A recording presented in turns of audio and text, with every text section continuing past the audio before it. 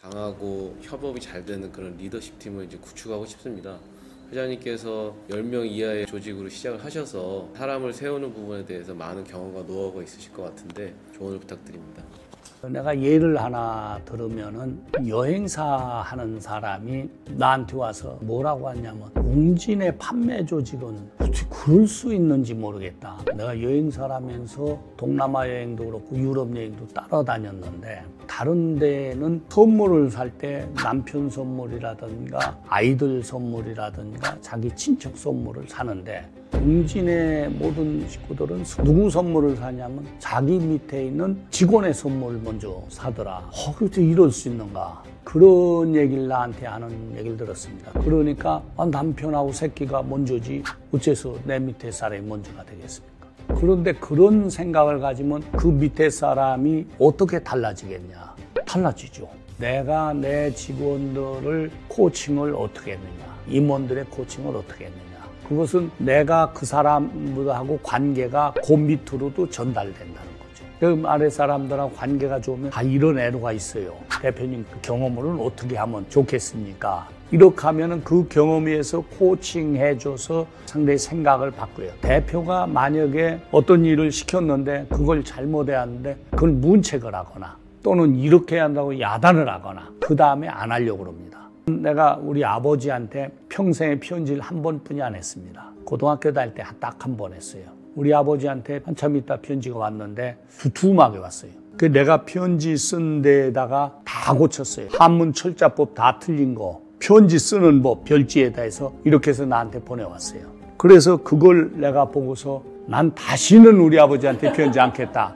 그래서 평생을 안 했어요. 만일 그 편지를 보고 네가 편지 쓰는 게 참 기특하다. 한문도 이렇게 섞어서 쓰는데 조금만 더 발전하면은 네가 대단한 사람이 되겠다 이랬으면 계속 편지했을 거예요. 우리 아버지는 아주 새카맣게 그리고 편지 쓰는 법까지도 그렇게까지 하니까 내가 질려서 그러니까 우리 리더자가 대표나 이런 사람들은 자기가 경험을 많이 해서 많이 한다고 생각해요. 그래서 아랫사람을 얘기할 때 자기를 좀 뽐내려고 하는 경우 있어요. 이거 틀렸잖아. 이거 어디서 있다고 배워와서 이렇게 얘기하면 그 사람은 다음에 정말 중요한 얘기도 대표하고 상의를 안 하려고. 대표가 멘토를 할 때 언제든지 지적은 꼭 해야지만은 그 지적을 어떤 방법으로 하냐가 굉장히 중요합니다. 화가 나서 야단칠 수 있어요. 그럼 그날로 다른 얘기로 전화를 해야 됩니다. 난 꼭 그렇게 합니다. 그런데 내가 야단 쳐놓고 내버려두면 회장한테 찍혀서 난 틀렸어 하고 집에 가 소주 먹고 회사 불만 토로하고 불만 있는 동료 데려다 놓고 소주 먹고 이럴 수 있잖아요. 그래서 언제든지 당일 풀어야 돼요. 부부관계도 싸우면 그날로 풀어야 돼요. 지적도 하고 야단도 칠 수 있지만 그것을 어떻게 하느냐에 따라서는 달라진다는 거죠. 네, 안녕하세요. 저는 애프터모멘트라는 디자인 회사를 운영하고 있는 박창선이라고 합니다. 저는 이제 창업을 한 이래로 거의 잠도 못 자고 운동도 제대로 못 하면서 일을 이렇게 손에서 잘 놓지를 못하겠어요. 회장님은 사업을 하시면서 생활 관리를 어떻게 하셨고 또 리더들은 어떻게 자신의 하루를 관리해야 되는지 그것이 궁금합니다. 처음 창업했을 때도 창업 전에 세일스 할 때도 일요일 토요일 일했어요. 그리고 돈을 안 가지고 지방 갔어요. 못 팔면 거기서 죽자 그러고. 왜냐면 다운페이를 받거든요. 계약할 때 10,000원, 요즘 같으면 한 10만 원 같이 있을 거예요. 이건 계약 못하면 난 굶어야 돼. 그래서 실제 며칠 굶은 적도 있고. 못 팔았으니까. 불타니까 팔기는 그리 쉬운 게 아니거든요. 근데 그런 각오로 가면은 죽기 살기로 하잖아요. 그래서 나는 열심히 했다고 생각하고 놀기도 또 많이 했어요. 난 온갖 오락도 다 했어요. 마작, 당구, 골프, 바둑, 볼링, 스키 안 한 게 없어요. 노는 것도 열심히 놀지만은 일하는 것도 내가 열심히 했다고 생각해요. 지금도 내가 참 바쁩니다. 일주일에 2번씩 책을 써요. 지금도 계속 쓰고 있고, 유대미 강의도 이렇게 계속 하고 있고, 노는 것도 또 열심히 놀아요. 내 기분도 좋게 만들어야 되니까. 내 기분이 나쁘면 모든 게 싫죠. 또 건강관리도 난 열심히 해요. 건강관리를 해서 일주일에 4번, 6번을 운동을 해요. 걷는 걸 하루에 1시간씩 해요. 오늘 못 걸으면 집에 가서 와이프하고 걸어요. 일을 않는 내 친구나 주변에 보고 나보고 가끔 그래요.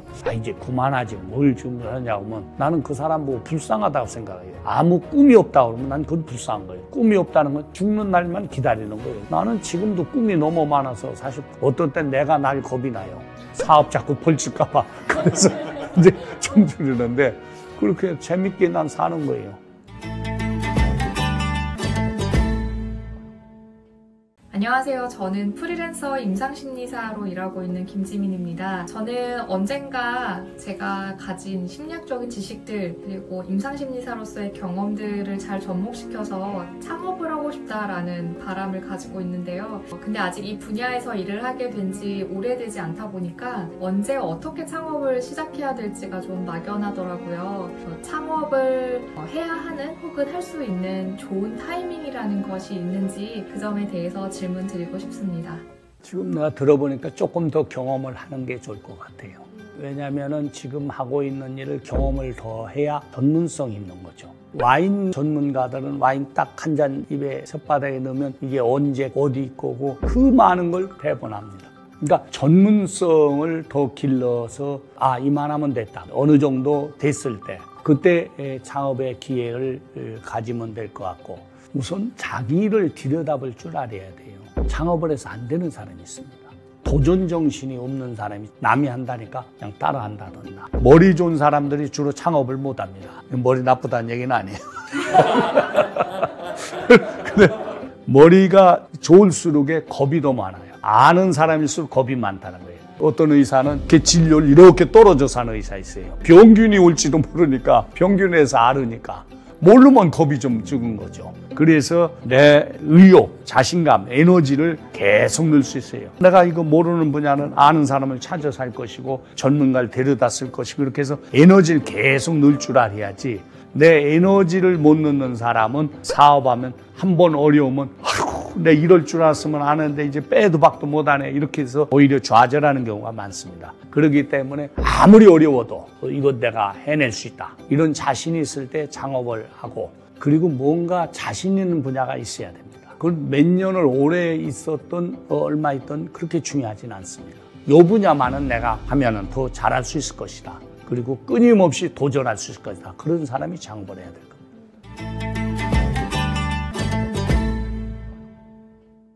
최근 들어서 회사의 중요한 방향성 및 정책 결정에 대해서 고민을 하는 시기가 많은데 이러한 중요한 내용들 또는 고민하는 내용들을 주변의 친한 친구들과 상의하기는 좀 그렇고 또 회사의 구성원들이 내 생각을 잘 이해해주거나 공감해주지 않는다는 느낌이 들 때도 있고 고민들이 많습니다.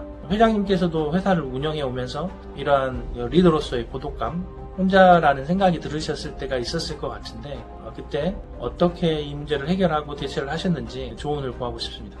좋은 질문인데 일단 직원들하고 상의를 해야 됩니다. 가끔은 CEO 중에 이런 사람이 있습니다. 얘들하고 상의해 아무 소용없어. 아는 게 있어야지. 오히려 안 하기만 또 못해. 이런 사람인데 그건 CEO로서 자질 부족입니다. 어떤 경우는 이 업을 전혀 모르는 사람하고도 상의를 해서 모르는 데서 어떤 힌트가 나올 수도 있습니다. 그렇기 때문에 직원들의 공감대를 우선 먼저 만들어야 됩니다. 공감대를 만들어서 그 고민을 나누고 고민을 해결하는데 동조하게끔 하는 게 CEO의 리더십입니다. 여러분이 기분 제일 좋은 때가 어떤 때입니까? 예를 들면 상사가 어려운 일이 올 때 나한테 상의해 줬어. 이 사람은 내가 굉장히 이 회사에서 중요한 사람이더구나. 신뢰하는구나. 이렇게 생각합니다. 근데 CEO가 그런 상의도 않고 그냥 일방적으로 혼자 얘들하고는 상의해도 소용없어. 아이디어가 없어. 새로운 창조라든가 아이디어는 그렇게 쉽게 나오는 게 아니고 얘기하다 보니까 어서 그게 하나 탁 튀어나올 수도 있거든. 자기는 그냥 무심코 얘기했는데 그게 아이디어일 수도 있거든요. 그런 걸 찾아내는 게 CEO이기 때문에 일단은 직원들하고 호흡을 맞추는 게 중요해요. 또 하나는 늘 전문가에게 하면은 내가 생각하지 못했던 분야들이 나올 수 있습니다. 아, 이래서 어려웠구나. 근데 또 해봐도 또 안 되는 경우가 있습니다. 그러면 또 다른 전문가를 만나고, 나는 한 번도 내 직원들의 등한시하거나 그렇게 일방적으로 한 적은 없습니다. 항상 늘 보면 외부보다 내부가 문제입니다. 그래서 직원들이 어디 가서 뭐 새로운 걸 찾아오고 아이디어를 구할 수 있도록 노력하는 것이 아주 중요합니다.